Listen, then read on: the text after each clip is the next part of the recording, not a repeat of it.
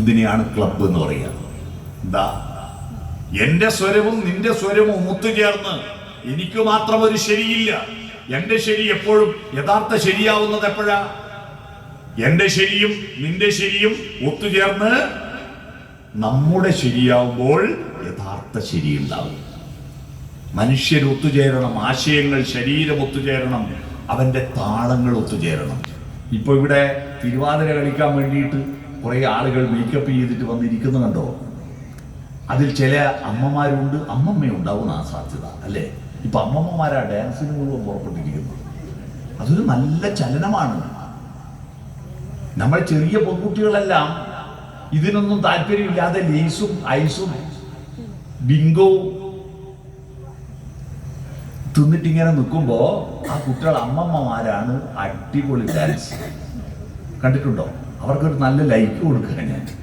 അതാണ് അവർ ഒത്തുചേരുമ്പോ പരസ്പരം വീര വീരാട കുമാര വിഭോ എന്ന് പറഞ്ഞിട്ട് പരസ്പരം ഒരു തൊടലുണ്ട്. ആ തൊടലിന്റെ ഒരു സൗന്ദര്യമില്ല. അത് ഇടയ്ക്ക് അരക്കെട്ട് കൂട്ടി കെട്ടിപ്പിടിക്കലുണ്ട്. നമുക്കെല്ലാം ഒരു താളമുണ്ടാകുമ്പോൾ ഒരു മനസ്സുണ്ടാകുന്നു. ആ ഒരു മനസ്സായിട്ട് മാറുമ്പോൾ നമ്മൾ തമ്മിലുള്ള വൈരുദ്ധ്യങ്ങൾ ഇല്ലാതാവും.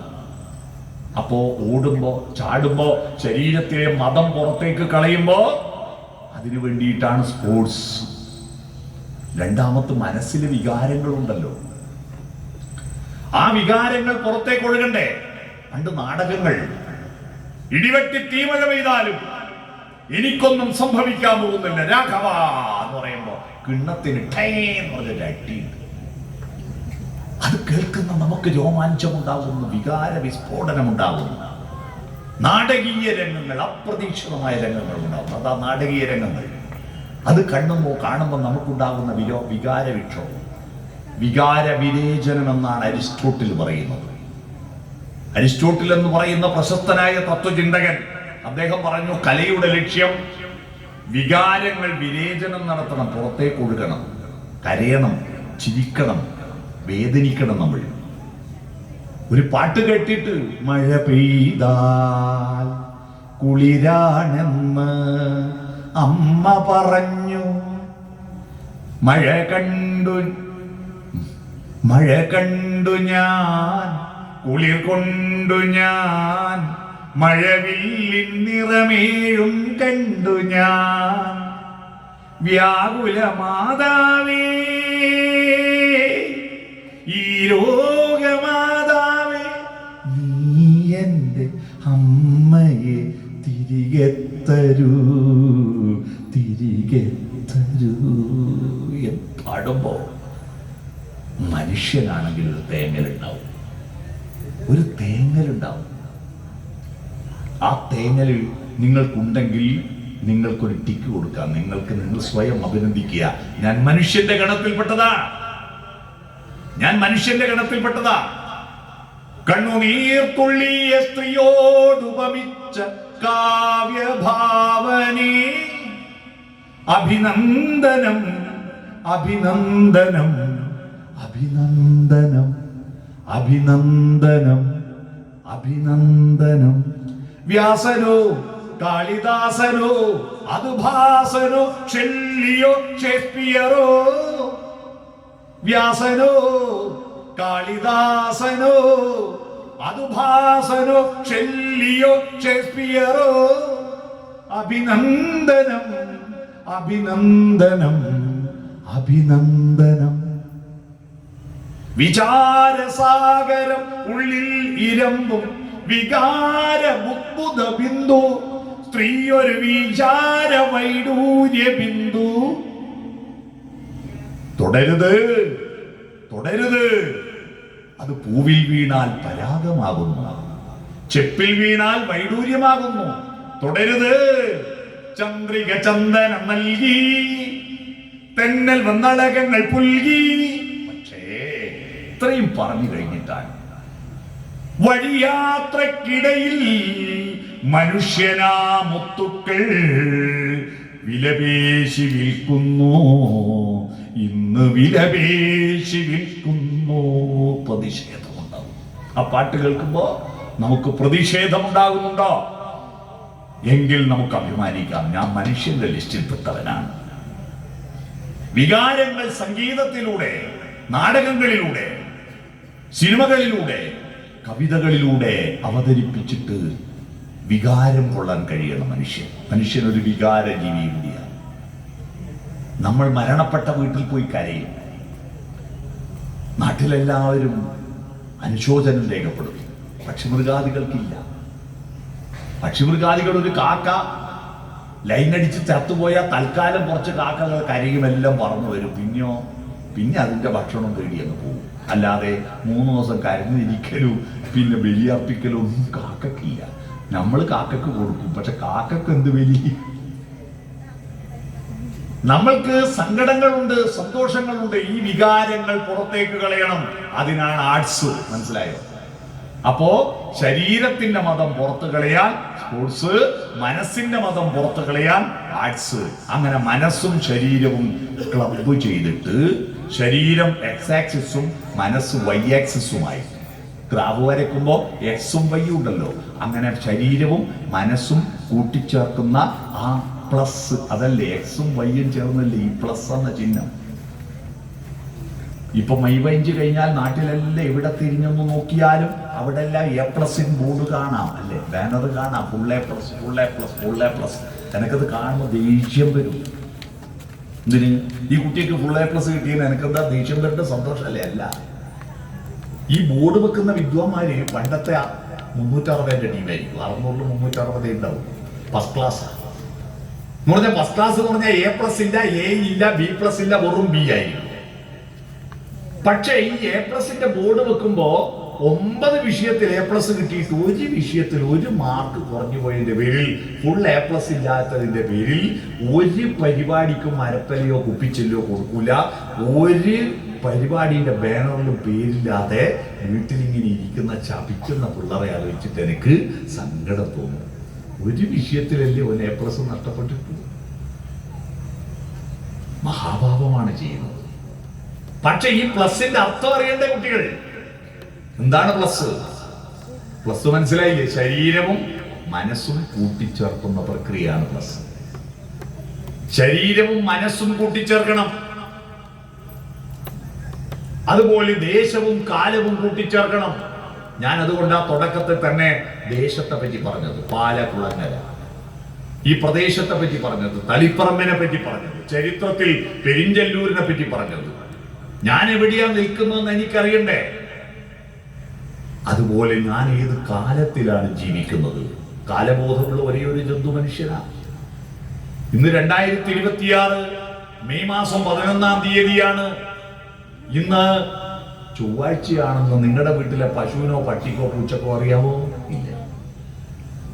അവർക്ക് ഇരുട്ടുമുണ്ട് വെളിച്ചമുണ്ട് എന്നല്ലാതെ, ഇരുട്ടുള്ളത് രാത്രിയും വെളിച്ചമുള്ളത് പകലും, ഇരുട്ടും വെളിച്ചവും ചേർന്ന രാവും പകലും ചേർന്നാൽ, ഒരു ദിവസവും 7 ദിവസം ചേർന്നാൽ, ഒരാഴ്ചയും 2 ആഴ്ച ചേർന്നാൽ, ഒരു പക്ഷവും 2 പക്ഷം ചേർന്നാൽ, ഒരു മാസവും 6 മാസം ചേർന്നാൽ, ഒരു അയനവും 2 അയനം ചേർന്നാൽ, ഒരു വർഷവും 12 വർഷം ചേർന്നാൽ, ഒരു വ്യാഴവട്ടവും 100 വർഷം ചേർന്നാൽ, ഒരു നൂറ്റാണ്ടുമെന്ന് കാലത്തെ മുറിച്ച ഒരേ ഒരു ജീവി മനുഷ്യനാ. കാലബോധം നമുക്കേ ഉള്ളൂ. ദിവസത്തെ മുറിച്ചു യാമങ്ങളാക്കിയിട്ട്, ആദ്യം മുറിച്ചത് യാമങ്ങളായിട്ടാണ്. യാമങ്ങൾ അറിയാൻ ക്ലോക്കും ടൈമീസും ഇല്ലാത്ത കാലത്ത് അമ്പലത്തൊന്നും കൊട്ടാരത്തൊന്നും ശംഖ് വിളിക്കും, യാമശംഖുലിവാനിലുയർന്നോ. പിന്നീട് നാഴികകളും വിനാഴികകളുമായിട്ട് മുറിച്ചു, പിന്നെ മണിക്കൂറായിട്ട് മുറിച്ചു. 24 മണിക്കൂറായിട്ട് ഒരു ദിവസത്തെ മുറിച്ചു. എന്ത് കണക്കിലാ 24 ആയിട്ട് മുറിച്ച്? ഒരു മാഷും ഒരു കുട്ടിക്കും പറഞ്ഞു കൊടുത്തിട്ടില്ല, ഒരു കുട്ടിയും ഒരു മാഷോട് ചോദിച്ചിട്ടില്ല എന്താ 24. 24ന്റെ കണക്കറിയുന്ന ആരും കൊണ്ട് 500 രൂപ കിട്ടും. അറിയാം, പറഞ്ഞു ചോദിച്ചു. ആരെങ്കിലും ചോദിക്കണം. കാലബോധമാണ് മനുഷ്യനെ മൃഗങ്ങളിൽ നിന്ന് വ്യത്യസ്തനാക്കിയത്. കാലബോധമാണ്. ആ കാലബോധമാണ് ആകാശത്തെ നക്ഷത്രങ്ങളെ നോക്കിയിട്ട് ചിത്രം വരച്ചത്.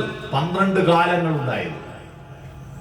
ഭൂമി സൂര്യനെ ചുറ്റുമ്പോ പലയിടങ്ങളിൽ നിന്ന് ആകാശത്തെ നോക്കുമ്പോ പഴയ ബാലരമ പൂമ്പാറ്റ തത്തമേലെല്ലാം കുത്തുകൾ ഇട്ടിട്ട് നമ്പർ ഇട്ടിട്ട് കുത്തുകൾ യോജിപ്പിച്ചിട്ട് ഒളിച്ചിരിക്കുന്ന ആളെ കണ്ടെത്തുക എന്ന് പറഞ്ഞിട്ട് കുട്ടികളെ ചിത്രം വരയ്ക്കാനും നമ്പർ പഠിപ്പിക്കാനും വേണ്ടി ഒരു സൂത്രമില്ലേ? അതേപോലെ പണ്ടത്തെ മനുഷ്യർ ആകാശത്ത് നോക്കിയിട്ട് നക്ഷത്രങ്ങളെ കൂട്ടിച്ചേർത്ത് ചിത്രം വരച്ചു. 12 സ്ഥലങ്ങളിൽ നിന്ന് നോക്കിയപ്പോൾ 12 ചിത്രം കിട്ടി.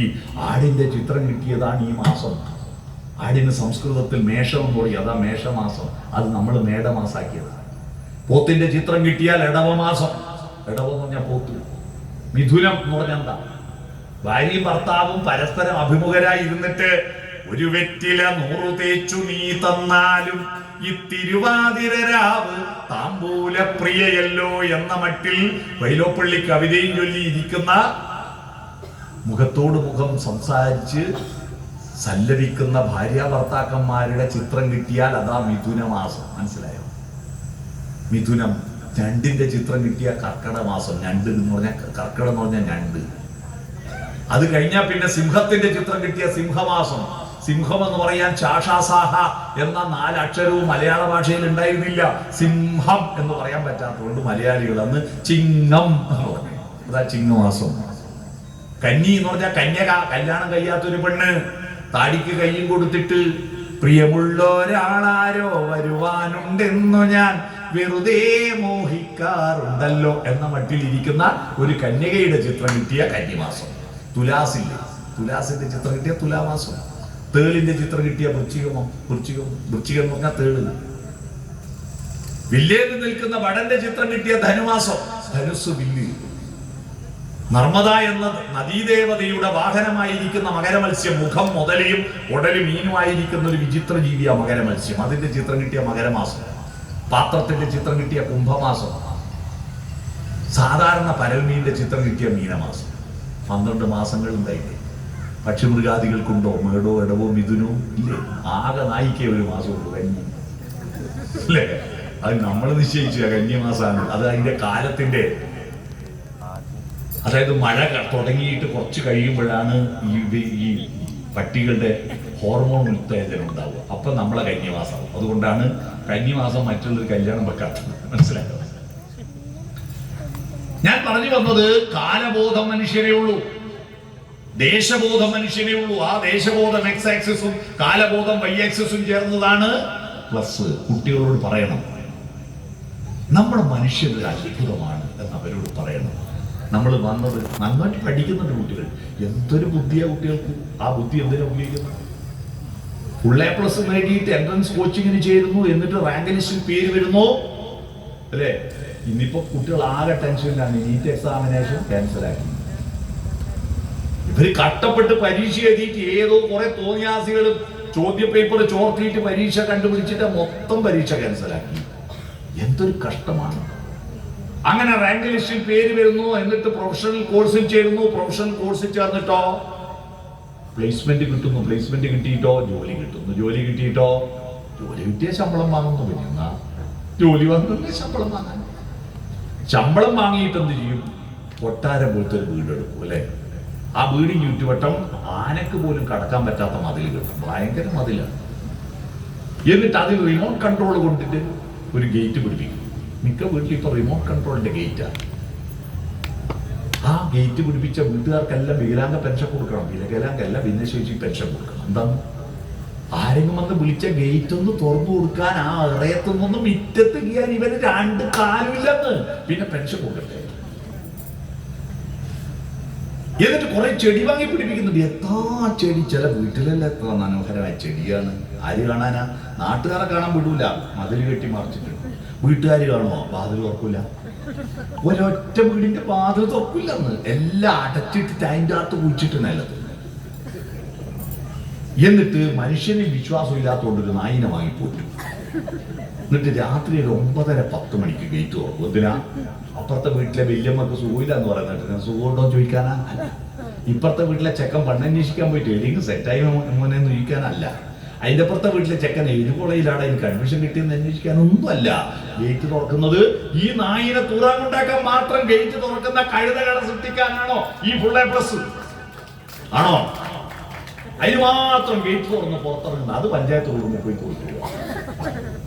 ഇതല്ല മനുഷ്യൻ. മനുഷ്യൻ എന്ന് പറയുന്നത് അവന്റെ ആന്തരികവും ബാഹ്യവുമായിരിക്കുന്ന സർഗാത്മകതയും മൂല്യബോധത്തെയും കഴിവുകളെയും വികസിപ്പിക്കുവാനുള്ള കൂട്ടായ്മകൾ ഉണ്ടാക്കുമ്പോഴേ മനുഷ്യൻ ഉണ്ടാവും. ഒത്തുചേരണം. ഒത്തുചേരണം. ഇപ്പൊ ഇന്ന് ഈ ഒഴിഞ്ഞ കസേരയിൽ വരാനിരിക്കുന്ന ആളുകൾ ഒരു ചെറിയ മഴ കിട്ടിയ ആളുകൾക്ക് പുറത്തിറങ്ങാതിരിക്കാൻ ഒരു കാരണം നോക്കി നിൽക്കുക. മനുഷ്യന്മാർ കണ്ടില്ല, ലീവ് എടുക്കാൻ ഒരു കാരണം. ഈ ഇതര സംസ്ഥാന തൊഴിലാളികൾ കേരളത്തിൽ ഇങ്ങനെ വരാൻ കാരണം എന്താണ്? ഇവിടെ പണിക്കാടിലായിട്ടല്ല, നാട്ടിലൊരു തെയ്യം ഉണ്ടായാൽ മതി, പിന്നെ ഒരാഴ്ച ലീവായി അല്ലേ? വീടിനും വീടിന്റെ അടുത്ത് ഏതെങ്കിലും കുടുംബത്തിൽ ഏതെങ്കിലും ഒരു കല്യാണം ഉണ്ടായാൽ മതി, 5 ദിവസം ലീവായി. ലീവ് എടുക്കാൻ ഒരു ചാൻസ് നോക്കി നടക്കുന്നവരാണ് നമ്മുടെ ആളുകൾ. പണിയെടുക്കാതിരിക്കാനുള്ളവരാണ്. കൃത്യമായി ജോലി ചെയ്യണം, സമയത്തെ ഫലപ്രദമായി ഉപയോഗിക്കണം. അങ്ങനെ സമയത്തെ ഫലപ്രദമായി ഉപയോഗിച്ച് തന്റെ കൃത്യങ്ങൾ കൃത്യമായി നിർവഹിക്കുകയും ആ കൂട്ടത്തിൽ ആ തൊഴിലും അധ്വാനവും വരുമാനത്തിന്റെ കൂട്ടത്തിൽ തന്റെ ചുറ്റുവട്ടമുള്ള പ്രകൃതിയോടും മനുഷ്യനോടും ഒത്തുചേരാനുള്ള വഴികൾ കണ്ടെത്തുകയും ചെയ്യുമ്പോഴാണ് നമ്മൾ മനുഷ്യരാകുന്നത്. പണ്ട് തെരുവുകളിൽ ഒത്തുചേർന്നിട്ട് നാട്ടുകാർ വർത്തമാനം പറയായിരുന്നു. കാരണം അന്ന് ഇരിക്കാൻ സ്ഥലമുണ്ട്, അന്ന് ഷട്ടറില്ല, പീഡിയന്റെ മുമ്പിൽ ഷട്ടറില്ല. അന്ന് നിരപ്പല ഊരിയിട്ട് അട്ടിയിടുകയ്യ. പഴയ ആളുകൾക്കറിയാം നിരപ്പല.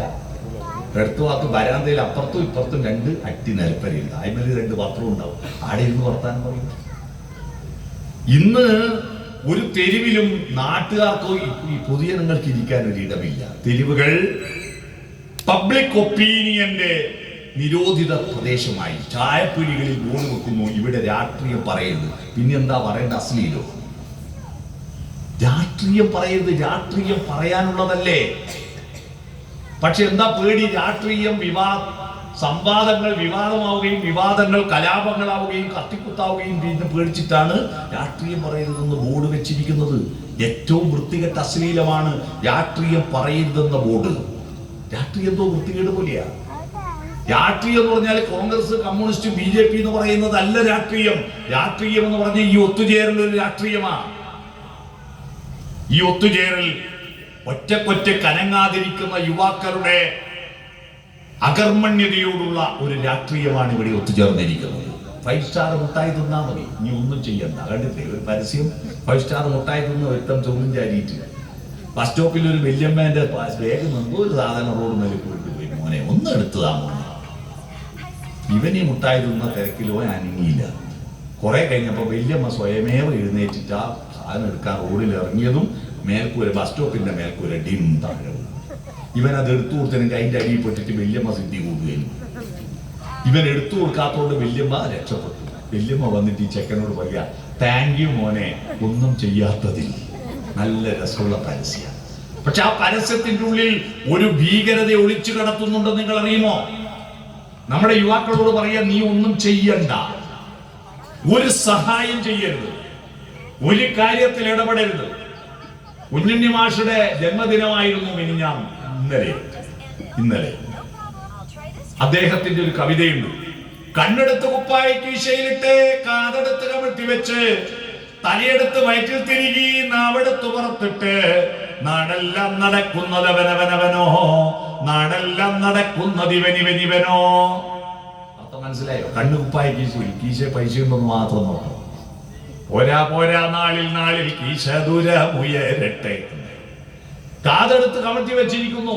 മീറ്റികളും കൂക്കികളും തമ്മിൽ യുദ്ധം തുടങ്ങിയിട്ട് കൊല്ലങ്ങൾ 5 എന്നിട്ടും അവിടെ ഇപ്പോഴും കൊലപാതകം മണിപ്പൂരിൽ തുടരുന്നു. ആയിക്കോട്ടെ, അത് മണിപ്പൂരിലല്ലേ, എന്റെ പേർക്കല്ലല്ലോ, ഞാനിതിനാണ് ശ്രദ്ധിക്കുന്ന. ഉക്രൈനിലെ യുദ്ധം തുടരുന്നു. ഇറാനെ ശരിയാക്കി കളയുന്നു പറഞ്ഞിട്ട് ഒരാൾ പുറപ്പെട്ടിട്ട് ഇപ്പൊ നോക്കിയപ്പോ ആ പൂരിയ കൊരകന്റെ പാട്ടിലാണ്. ഇതെങ്ങനെയാ നിർത്തേണ്ടതെന്ന് ഇല്ലാണ്ട് കളിക്കുക.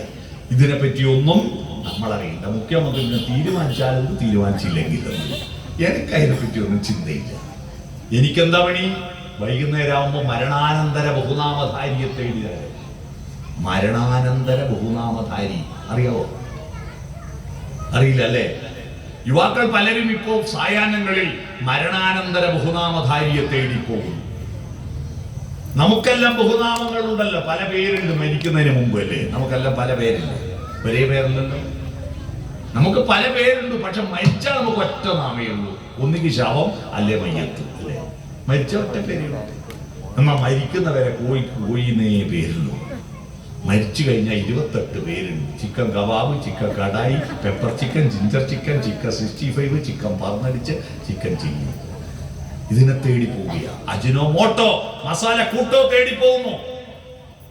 ആ യാത്രക്കിടയിൽ തട്ടുകടകൾ, പുതിയ ഹോട്ടലുകൾ. കഴിഞ്ഞ ദിവസം കാസർഗോഡ് പെരുമ്പട്ട പെരുങ്കളിയാട്ടത്തിന്റെ ഒരു സാംസ്കാരിക സമ്മേളനവും കഴിഞ്ഞ് രാത്രി വളരെ വൈകിട്ട് ഞാൻ വാഹനത്തിൽ വരുമ്പോൾ താഴെ ചൊവ്വയെത്തി. താഴെ ചൊവ്വ ഭയങ്കര ബ്ലോക്ക്. എന്തെന്നാ അത് ആക്സിഡന്റ് ആണോ? ഇവല്ല, കുറെ ചെറുപ്പക്കാർ ക്യൂ നിന്നു 12:30 രാത്രി 12:30. അപ്പൊ ഞാൻ വിചാരിച്ചു ആട് 3 സിനിമ അല്ല, വാഴ 2 ആണോ? അല്ല, പിന്നെ എന്തെന്നാ അവിടെ നന്ദി മന്തി എന്ന് പറഞ്ഞൊരു ഹോട്ടൽ തുറക്കണം. അതിന് സബ്സിഡി ഉണ്ട് 50%. തുറക്കുന്ന ദിവസം 50% പൈസ വേണ്ടു. സബ്സിഡിക്ക് തിന്നാൻ വേണ്ടിയിട്ട് നാളെ കിട്ടൂലല്ലോ. അത് ടോക്കൺ എടുത്തിട്ട് 500 ചെറുപ്പക്കാർ 12:30 സബ്സിഡിക്ക്. മന്തിന്റെ, വാഴക്കന്നിന്റെയും പച്ചക്കറി വിത്തിന്റെയും സബ്സിഡിക്ക് ഇവന്റെ അച്ഛനൊരു ഫോറെ പൂരിപ്പിച്ചു കൊടുത്ത ബന്ധം ഉണ്ടായില്ലേ ഇവന്? മനസ്സിലായി? അതാണ്. അതിനെ തേടി പോകുന്നു. ഭക്ഷണം കഴിക്കുന്നതിലൊന്നും എനിക്ക് തെറ്റില്ല, ഉണ്ടായിട്ടല്ലേ കഴിച്ചോട്ടെ, വെച്ചിട്ടല്ലേ കഴിച്ചോട്ടെ. പക്ഷേ മനുഷ്യൻ ഈ ഭക്ഷണം കഴിക്കാൻ മാത്രം ജനിച്ചവനാണോ? അതിനപ്പുറത്ത് ചില കാര്യങ്ങളില്ലേ? ബിരിയാണി തിന്നാ മതിയോ? ബിരിയാണി തിന്നാ പോരാ. കേരളത്തിൽ ഏറ്റവും കൂടുതൽ കഴിഞ്ഞ 10 വർഷത്തിനിടയിൽ ഏറ്റവും കൂടുതൽ ആളുകൾ ആസ്വദിച്ച ഒരു ബിരിയാണി ഉണ്ട്. കാസർഗോഡ് ഏച്ചിക്കാനത്തെ സന്തോഷം ഉണ്ടാക്കിയ ബിരിയാണി. നിങ്ങൾ ആരും ആസ്വദിച്ചോ? എത്ര ആൾ ആസ്വദിച്ചു? സന്തോഷ് ഏച്ചിക്കാനത്തിന്റെ ബിരിയാണി കണ്ടവർക്ക് കൈവയ്ക്കുക. 1 2 രണ്ടാളും ഉള്ള ഭാഗ്യോ. കാരണം എന്താ വെച്ചാൽ ഞാൻ തട്ടിപ്പ് പറയുന്ന എല്ലാവർക്കും മനസ്സിലായിരുന്നു. എടാ, കഴിഞ്ഞ 10 കൊല്ലത്തിനിടയിൽ കേരളത്തിൽ ഏറ്റവും കൂടുതൽ ആളുകൾ ആസ്വദിച്ചു വായിച്ചൊരു കഥയാണ് സന്തോഷ് ഏച്ചിക്കാനത്തിന്റെ ബിരിയാണി എന്ന് പറയുന്ന കഥ. ആ കഥ വായിച്ചോ നിങ്ങൾ? എന്തെങ്കിലും ഒരു ഉപകാരം ഈ പരിപാടി നടത്തിയിട്ടുണ്ടാണെങ്കിൽ നിങ്ങൾ ഇവിടുത്തെ വായനശാലയിലെല്ലാം ഉണ്ടാക്കണം.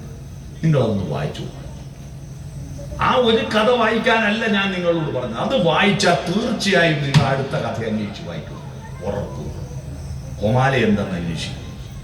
കാരണം അത്രയും നമ്മളെ സ്വാധീനിക്കുന്ന ഒരു കഥയാണ്. നമ്മള് ലിപ്സ്റ്റിക് തേക്കുന്ന പെൺകുട്ടിയെ കണ്ടിട്ടുണ്ട് അല്ലെ? മൊബൈലിലെ പ്രകാശം, എപ്പോഴും പ്രകാശം ഇങ്ങനെ ചെവിക്കുള്ളിൽ വെക്കുന്ന പെൺകുട്ടിയെ കണ്ടിട്ടുണ്ട്. ടി പത്മനാഭന്റെ പ്രകാശം പരത്തുന്ന പെൺകുട്ടിയെ കണ്ടോ? മലയാള ചെറുകഥകളിൽ ഏറ്റവും സുന്ദരമായ ചെറുകഥയുടെ പേരാണ് പ്രകാശം പരത്തുന്ന പെൺകുട്ടി. വായിച്ചോ? നമ്മൾ മരിച്ചുല്ലേ? മരിച്ചുപോയ പിന്നെ എങ്ങനെയാ വായിക്കാൻ പറ്റിയത്? ഒരു ജന്മം നമുക്ക് ലഭിച്ചിരിക്കുന്നു. ആ ജന്മത്തിൽ കാലത്തിനും ദേശത്തിനും അപ്പുറത്ത് പോകാൻ നമുക്ക് ആഗ്രഹമുണ്ട്. പക്ഷെ പോകാൻ പറ്റുന്നില്ല അല്ലേ? സ്നേഹം കൊണ്ടൊരു തോണിയുണ്ടാക്ക്, കാലത്തിനറ്റത്തു പോകാം.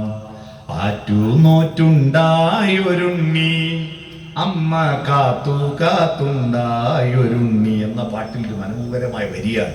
സ്നേഹം കൊണ്ടൊരു തോണി ഉണ്ടാക്ക്, കാലത്തിന്റെ അറ്റത്തേക്ക് പോകാം.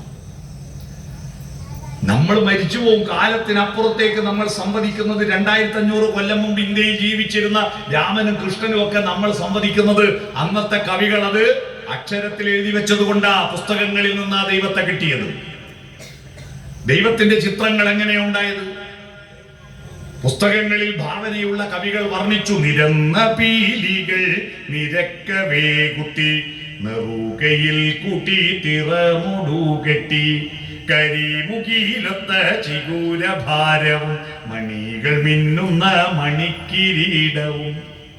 ഇത് വർണ്ണിക്കുന്നത് വായിക്കുന്ന ഒരു ചിത്രകാരന് മനസ്സിൽ കൃഷ്ണന്റെ രൂപം കിട്ടുകയും അവൻ ചായക്കുട്ടുകൾ കൊണ്ട് അത് ക്യാൻവാസിൽ വരച്ചു വെക്കുകയും ശില്പികൾ കല്ലിലോ മരത്തിലോ കൊത്തിവെക്കുകയും ചെയ്തപ്പോഴാണ് നമുക്ക് ദൈവങ്ങൾക്ക് രൂപമുണ്ടായത്. അല്ലാതെ ഒരു ദൈവവും സെൽഫി എടുത്തയച്ചെന്നോ?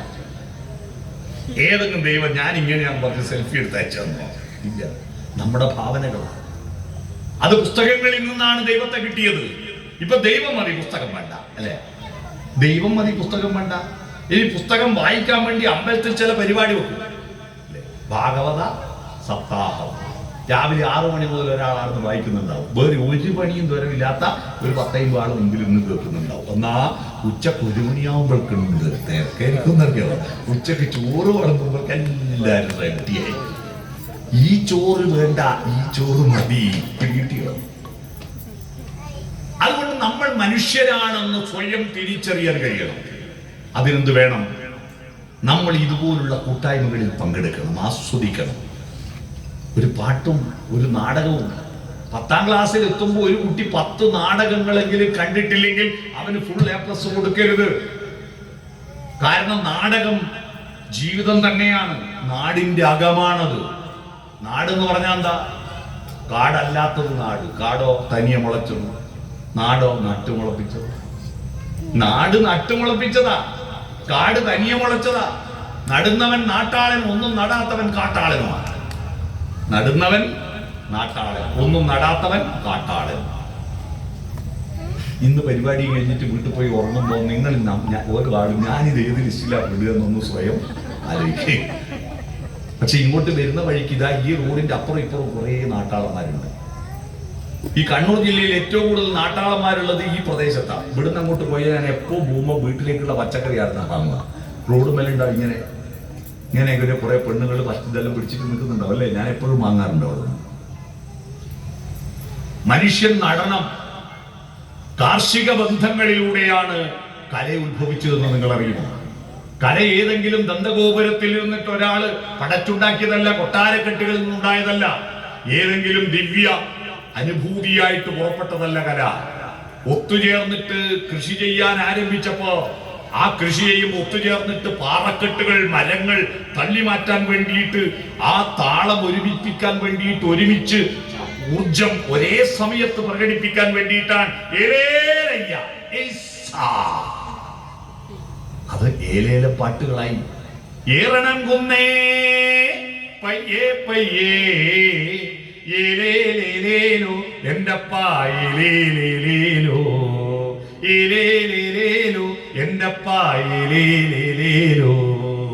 കുന്നും മക്കേരിയാലീറ്റേ വെട്ടാം, കൊട്ടേ നെയ്യാം, വട്ടി നെയ്യാം, വരണോരേം കാണാം, പോണോരേം കാണാം. ഏലേലേലേലോ എന്റപ്പാ ഏലേലേലേലോ.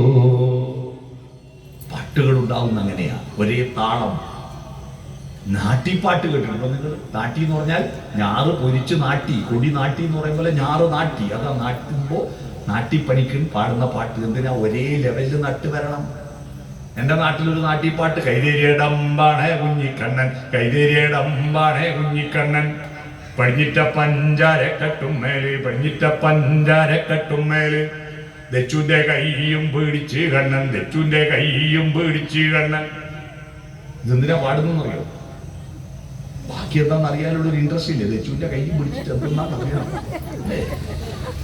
ആ ഇൻട്രസ്റ്റ് പണിയിൽ മടുപ്പുണ്ടാവില്ല, ഒന്ന്. രണ്ടാമത്തത് കൈതേരിയുടെ ഡമ്പാണെന്ന് പറയുമ്പോൾ ഒന്ന്, അടുത്ത പഠിപ്പിച്ച പഞ്ചാര എന്ന് പറയുമ്പോൾ അടുത്ത ഒന്ന്.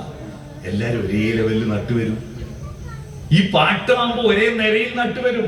ഇല്ലെങ്കിലോ ഒരാൾ സ്പീഡിൽ നടും, ഒരാൾ മെല്ലെ നടും, ഒരാൾ ഗുജറാത്തിലുണ്ടാവും, ഒരാൾ കൽക്കത്തയിലുണ്ടാവും, ഒരാൾ കന്യാകുമാരിയിൽ എത്തിയിട്ടുണ്ടാവും. അതിന് പകരം നിരയൊപ്പിക്കാൻ വേണ്ടിയിട്ട് താളമുണ്ടാകുന്നു, നാദമുണ്ടാകുന്നു. ഹമ്മിങ് ഉണ്ടായതാരാ? ഹമ്മിങ് ഇല്ലേ? ഹമ്മിങ്. ഓഹോ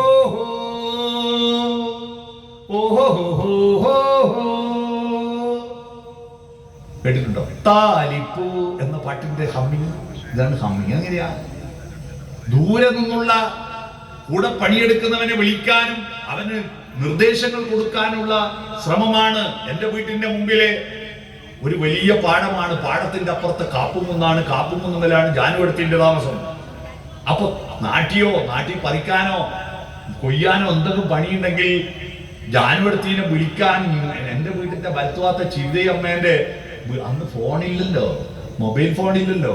ചിരിതയമ്മ എന്റെ വീട്ടിന്റെ മുറ്റത്തിനൊരു തുമ്പുണ്ടായിരുന്നു. തുമ്പറിയാവോ? കേസിന്റെ തുമ്പല്ല, ഉയർത്തിക്കെട്ടിയ ചാണകം വഴിയ ഒരു തുമ്പുണ്ടായിരുന്നു. ആ തുമ്പുമ്മ കേരിയാടെ നിന്നിട്ട് ജാനുവേ ഒരു വിളിയുണ്ട്. ആ വിളി കാപ്പുകുന്നിന് പോയിട്ട് ഒരു എക്കോ ഉണ്ട്. നമ്മൾ കേൾക്കും. അതാണ് ഈ കുന്ത്രണ്ടൊന്നും ഇല്ലാത്ത കാലത്ത് നമ്മൾ ആദ്യം കേട്ട എക്കോ അതാ. ഇപ്പൊ മൈക്കിൽ എക്കോ ഉണ്ട്. ഈ വിളിയിൽ നിന്ന് കൊണ്ടാണ് ദേവരാജ മാഷ് ഹമ്മിങ് ഉണ്ടാക്കിയത്. കേട്ടിട്ടുണ്ടോ? ഒന്നാം മാനം പൂമാനം, പിന്നത്തെ മാനം പൊന്മാനം, പൂമാനത്തിനും പൊന്മാനത്തിനും മീതേ ഭൂമി പെണ്ണിന്റെ വെളിച്ചെറുക്കന്റെ തോണി. അടുത്ത വരി, സ്വർണ്ണക്കോടി മരം നട്ടു പീഡിപ്പിച്ച പൊന്നമ്പലത്തിന്റെ മുറ്റത്തു വെച്ചോ ജാനുവേ. ആ സാധന ഈ സാധനം മനസ്സിലായോ? ചൊല്ലിവിളികൾ എന്ന് പറഞ്ഞാൽ പാട്ടുകൾ ഉണ്ടായത് ഗ്രാമീണ ജീവിതത്തിന്റെ, കാർഷിക ജീവിതത്തിന്റെ, മനുഷ്യ കൂട്ടായ്മയിൽ നിന്ന് സ്വാഭാവികമായി ഉയർന്നു വന്നതാണ് കലകൾ, അല്ലാതെ പടച്ചുണ്ടാക്കിയതല്ലായിരുന്നു. ആ കലകൾ മനുഷ്യ വികാസത്തിന് അഭേദ്യമായ അനിവാര്യമായ ഘടകമാണ്. അതുകൊണ്ട് നമ്മുടെ കുട്ടികൾക്ക് കലയുണ്ടാവണം.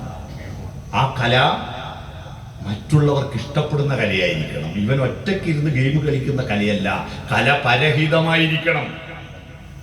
കല പരഹിതമായിരിക്കണം. 1000 ആളുകളെ തിരുവാതിര പഠിപ്പിച്ച നൃത്ത ടീച്ചറെ ഞാൻ പരിചയപ്പെട്ടു. അവർ ഈ 1000 ആളുകളെ ചേർത്തിട്ട് നൃത്തം അവതരിപ്പിച്ച്, തിരുവാതിര അവതരിപ്പിച്ച് എന്തിനാ? മറ്റുള്ളവർ കാണാനല്ലേ. പരഹിതമാണ്. അത് കലാപരഹിതവുമായിരിക്കണം. വെറുതെ തട്ടിക്കൂട്ടുന്നതായിരിക്കണത്. അത് കല ഒരു സബരിയാണ്. നന്നായിട്ട് പഠിക്കണം, നന്നായിട്ട് സാധകം ചെയ്യണം. ആദ്യത്തെ കല തന്നെ ഗംഭീര മാർക്ക് കിട്ടും. ഇപ്പൊ ഏത് കലാപരിപാടിക്ക് പോയാലും എൻ്റെ കുട്ടിക്ക് ഫസ്റ്റ് കിട്ടണം. എല്ലാവരും എൻ്റെ കുട്ടിക്ക് ഫസ്റ്റ് കിട്ടണം. മിഞ്ഞാന്നായിരുന്നു കേരളത്തിൽ മലയാളം റേഡിയോ ആരംഭിച്ചതിന്റെ വാർഷികം. ആ വാർഷിക ദിനത്തിൽ തൃശ്ശൂർ ആകാശവാണിയിൽ ഒരു പാട്ടുപാടാൻ ചാൻസിന് വേണ്ടി ഒരു ചെക്കൻ പോയിരുന്നു. നന്നായി പാടുന്നതുകൊണ്ട് നീ ചെന്നോക്കണം. അന്ന് ആകാശവാണി പാട്ട് വരിക എന്ന് പറഞ്ഞത് അത്ഭുത. അവിടെ പോയിട്ട് മൈക്ക് സെറ്റെല്ലാം വെച്ചിട്ട് ഇവനോട് പാടാൻ പറഞ്ഞു. നോക്കട്ടെ, ഇതല്ല, ഇത് ചെറിയാക്ക് ബറതാങ്ങി. ഈ ധൈര്യം ചോർത്തുന്ന സാധനം ഇത് ബറതാങ്ങി താങ്ങി. പക്ഷെ ഇത് ധൈര്യം ചോർത്തു. ചില ആള് അങ്ങനെ നല്ല ഭയങ്കര ധൈര്യമുണ്ട്. ഇതിന്റെ മുമ്പിൽ എത്തിയ ധൈര്യം ഇതിലൂടെ ഇറത്തായിട്ട് പോകും. ഈ മൈക്ക് സെറ്റെല്ലാം വെച്ചപ്പോ ഇവന് മുമ്പ് ഉറച്ചിട്ട് പാട്ടിൽ സംഗതികളൊന്നും വന്നില്ല. കുറച്ചേരം പാടുമ്പോൾ തന്നെ സ്റ്റേഷൻ ഡയറക്ടർ പറഞ്ഞു പോക്കാവോട് കൂടു കൂടു കൂടു കൂടും പറഞ്ഞു. സങ്കടത്തോടെ ഒരു അച്ഛനോട് വന്നിട്ട് പറഞ്ഞു, അച്ഛാ എനിക്ക് പാടാൻ പറ്റിയില്ല. അച്ഛൻ പറഞ്ഞു, സാരമില്ല മോനെ, നമുക്ക് കുറച്ചും കൂടി നോക്കാം. ഞാൻ നാടകത്തിൽ, അന്ന് നാടകത്തിൽ പാട്ട് റിക്കാർഡൊന്നും ഇല്ലാത്ത കാലത്ത് അന്ന് ഭാഗവതര് പാട്ടുപാടും. ഇവന്റെ അച്ഛൻ നാടകത്ത് പാട്ടുപാടുന്ന ഭാഗവതര അച്ഛന്റെ കൂടെ പോയി വയറ്റത്തടിച്ച് പാട്ടുപാടി പാട്ടുപാടി പാട്ടുപാടി പാട്ടുപാടി ആ പാട്ടുപാടിയിട്ട് ഇന്ന് ആ പയ്യന്റെ ഒച്ച കേൾക്കാത്ത ഒരു ആകാശവാണിയിലും മലയാളത്തിലില്ല. ഞാൻ ഇങ്ങോട്ട് വരുമ്പോ ഇന്ന് 6:15 അവന്റെ പാട്ട് കേട്ടു. പാപ വിമോചന പവിതരാതിനത പദപല്ലവതാനാതിരിധം തരിയുദരിത തിത്തിലാന തിലനാതന തരിത്തിത്താകൃതക ജം ജം ധിത്താകൃതക ജം ജം ധിത്താകൃതക ജം ജം ഗോപാലക പാഹി മാം അനിശം തവ ഭദരതമയി ഗോപാലക പാഹി മാം അനിശം അനിശം അനിശം. യേശുദാസ്. സബരിയിലൂടെ മാത്രമേ കല വികസിക്കുകയുള്ളൂ. നന്നായി പ്രാക്ടീസ് ചെയ്യണം. അതാണ് കലാപരഹിതമാവണത്. മൂന്നാമത്തത് കലാപരഹിതവുമാവണം. ഒരു ഗാനമേള കേട്ടിട്ട് കസേരി എടുത്തിട്ട് തമ്മിലടിച്ചെങ്കിൽ അത് കലയല്ല, അത് കലാപമാണ്. കലാപരഹിതമാണ് കല. മനുഷ്യനെ കൂട്ടിച്ചേർക്കുന്നതാണ്, വെറുപ്പിക്കുന്നതല്ല കല. അപ്പൊ കലാ പരഹിതം, കലാപരഹിതം, കലാപരഹിതം. പ്രീതിയ 3 ഒറ്റ വാക്കാണ്. അത്തരത്തിൽ കലയെ നമ്മുടെ ഹൃദയത്തിൽ പ്രതിഷ്ഠിക്കണം. നമ്മുടെ കുടുംബങ്ങളിൽ ഉണ്ടാവണം, നമ്മുടെ നാട്ടിൽ ഉണ്ടാവണം. അതിലൂടെ രാഷ്ട്രീയത്തിനും മതത്തിനും ജാതിക്കും അന്ധവിശ്വാസങ്ങൾക്കും അതീതമായ ഒരു സർഗാത്മകതയുടെ ഒരു പ്രപഞ്ചം ഒരു ഗ്രാമത്തിൽ ഉണ്ടെങ്കിൽ മറ്റെല്ലാം അതിൽ അലിഞ്ഞലിഞ്ഞ എല്ലാ അന്ധകാരങ്ങളും ഓടി ഒളിക്കും. സംഗീതമുള്ള നാട്ടിൽ, നൃത്തമുള്ള നാട്ടിൽ, സ്നേഹമുള്ള നാട്ടിൽ മറ്റെല്ലാ വിഭാഗീയതകളും ശത്രുതകളും ഓടി ഒളിക്കും. അതിലലിഞ്ഞലിഞ്ഞില്ലാതാവും. അപ്പൊ അതിലലിഞ്ഞില്ലാതാവാൻ ഇവിടെ നാടകം അവതരിപ്പിക്കുന്നു, ഡാൻസ് അവതരിപ്പിക്കുന്നു. 47 വർഷമായിട്ട് ഈ നാട്ടിലെ ആളുകളുടെ ശാരീരികവും മാനസികവുമായിരിക്കുന്ന മതത്തെ പുറത്തു കളയുവാൻ ഇത്രയും മനോഹരമായ ഒരു ക്ലബ്ബ് രൂപീകരിച്ച, അതിനെ തുറന്നു കൊണ്ടുപോകുന്ന, പല സ്ഥലത്തും തുടക്കം ആരംഭശൂരത്തും ഉണ്ടാവും, പിന്നെ ക്ലബ്ബ് പിന്നെ പൂട്ടിപ്പോകും. എന്നാൽ ഇപ്പോഴും അതിനെ തുറന്നു കൊണ്ടുപോകുന്ന ഇതിന്റെ നേതൃത്വത്തിൽപ്പെട്ട മനുഷ്യരെ ഞാൻ ഹൃദയം നിറഞ്ഞ് അഭിനന്ദിക്കുന്നു. അതിനോട് സഹകരിച്ചു കൊണ്ടിരിക്കുന്ന ഈ പാലകുളങ്ങര ഗ്രാമത്തിലെ മനുഷ്യരെ അഭിവാദ്യം ചെയ്യുന്നു.